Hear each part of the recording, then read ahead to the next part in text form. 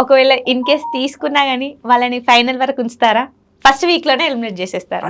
Depends అమ్మా, అది ఇది మనం చెప్పలేం. ఇప్పుడు షారుఖ్ ఖాన్, ఒక చిరంజీవి అలా వచ్చేసారు, ఒక రవితేజ. మేబీ వాడు నిజంగానే జనాల్ని అంత మెస్మరైజ్ చేసి నచ్చిన వాడు అనుకో, ఖచ్చితంగా ఉండిస్తారు.